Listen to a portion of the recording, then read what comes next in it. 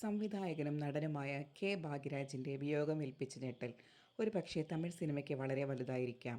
2 ദിവസം മുൻപ് ഗോവയിൽ വെച്ച് നടന്ന നടി ഖുശ്ബുവിൻ്റെ മകളുടെ വിവാഹത്തിൽ പോലും ഊർജ്ജസ്വലനായി കണ്ട അദ്ദേഹം ഇത്ര വേഗം കാലയവനികയ്ക്കുള്ളിൽ മറയുമെന്ന് സ്വപ്നത്തിൽ പോലും ചിന്തിക്കുക അസാധ്യം. നീണ്ട 40 വർഷത്തെ വിവാഹ ജീവിതം നയിച്ചവരാണ് ഭാഗ്യരാജും ഭാര്യ പൂർണിമയും. മോഹൻലാലിൻ്റെ ആദ്യ നായികയാണ് പിൽക്കാലത്ത് പൂർണിമ ഭാഗ്യരാജ് എന്ന പേരിലറിയപ്പെട്ട പൂർണിമ ജയറാം. ഇവർക്ക് 2 മക്കൾ. ഭാഗ്യരാജും പൂർണിമയും പരിചയപ്പെടുമ്പോൾ അദ്ദേഹം പ്രവീണയുടെ ഭർത്താവായിരുന്നു. പക്ഷെ ദൈവനിയോഗം മറ്റൊന്നായിരുന്നു. മഞ്ഞപ്പിത്ത ബാധയെ തുടർന്ന് പ്രവീണ മരിക്കുന്നതിന് നന്നേ ചെറുപ്പത്തിൽ. അവർ ജീവിച്ചിരുന്ന നാളുകൾ മുതലേ പൂർണിമയ്ക്ക് ഭാഗ്യരാജിനെ അറിയാമായിരുന്നു. അദ്ദേഹത്തിൻ്റെ ആദ്യ ഭാര്യയുമായും അവർക്ക് സൗഹൃദമുണ്ടായിരുന്നു. 1980കളുടെ തുടക്കത്തിൽ തന്നെ അറിയപ്പെടുന്ന നടിയായിരുന്നു പൂർണിമ. ഒരു സിനിമയിൽ അവസരം ചോദിക്കാൻ അവർ ഭാഗ്യരാജിൻ്റെ അരികിലെത്തി. തനിക്ക് പറയാനുള്ള കാര്യങ്ങൾ പൂർണ്ണമായി ഇംഗ്ലീഷിൽ അവതരിപ്പിച്ചു. ഓക്കെ സീ യു എന്ന് പറഞ്ഞ് ഭാഗ്യരാജ് നടന്നു നീങ്ങി. ഈ പ്രതികരണത്തിൽ പൂർണിമ അല്പം വിഷമിച്ചു.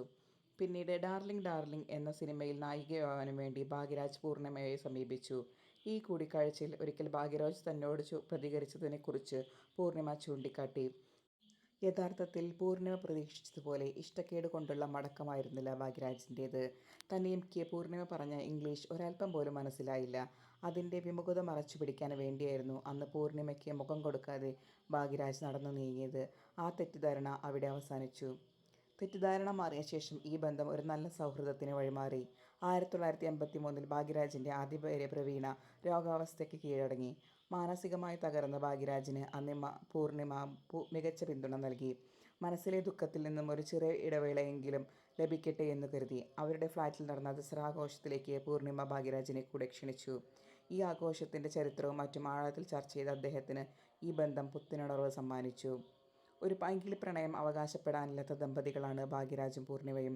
പരസ്പര സ്നേഹത്തിലും ബഹുമാനത്തിലും ഊന്നിയ ബന്ധമായിരുന്നു അവരുടേത്. 1984 ഫെബ്രുവരി 7 പൂർണിമയും ഭാഗ്യരാജും വിവാഹിതരായി. ചലച്ചിത്ര നടിയുമായിരുന്ന ശരണ്യയും സംവിധായകൻ ശന്തനുമാണ് അവരുടെ മക്കൾ. വിവാഹം കഴിഞ്ഞും മക്കൾ 2 പേരും വളർന്നു വലുതാവുന്നതുവരെ പൂർണിമ അഭിനയത്തിൽ നിന്നും പൂർണ്ണമായി വിട്ടുനിന്നു. ഭാഗ്യരാജ് സിനിമയിൽ ഉയരങ്ങൾ കീഴടക്കുന്നതും ഈ കാലത്താണ്. താനും ഭർത്താവും ഹണിമൂൺ യാത്ര നടത്തിയതിൻ്റെ വിശേഷങ്ങൾ ഒരിക്കൽ പൂർണിമ പറയുകയുണ്ടായി. യാത്ര പോകാമെന്ന് കരുതിയതും വിവാഹം കഴിഞ്ഞയുടൻ ഭാഗ്യരാജ് അടുത്ത സിനിമയുമായി തിരക്കിലായി. അതിനുശേഷം ആദ്യത്തെ കുഞ്ഞു പിറന്നു. ഭർത്താവ് വീണ്ടും സിനിമാ തിരക്കുകളിൽ. അങ്ങനെ പോകവേ രണ്ടാമത്തെ കുഞ്ഞും ജനിച്ചു. ഒടുവിൽ 2 മക്കളും പൂർണിമയുടെ അമ്മയും സഹോദരനും സഹോദരിയുടെ കൂട്ടുകാരും എല്ലാവരും ചേർന്നുള്ള ഒരു ഗംഭീര മിഥുനം സ്റ്റൈൽ യാത്രയായിരുന്നു അവരുടെ ഹണിമൂൺ എന്ന് പൂർണിമ.